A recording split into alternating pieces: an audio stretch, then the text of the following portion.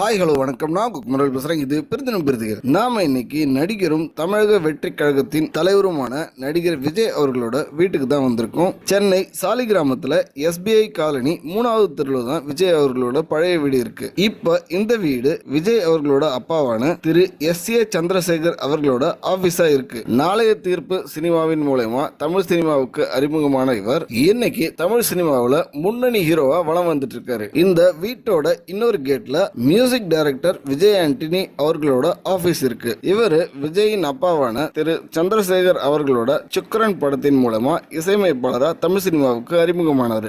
இவரோட சாங்ஸ் எல்லாம் செம்ம வைபா இருக்கும். இவரோட நாக்குமுக்கா சாங் செம்ம ஹிட் ஆகி சக்க போட்டுச்சு. இவரோட இயற்பெயர் பிரான்சஸ் ஆண்டனி சிரில் ராஜா. இவரு 2012 வெளிவந்த சலீம் படத்து மூலமா தமிழ் சினிமாவில் கதாநாயகனா அறிமுகமானாரு. விஜய் அவர்களோட புதிய வீடு சென்னை பனையூர்ல இருக்கு.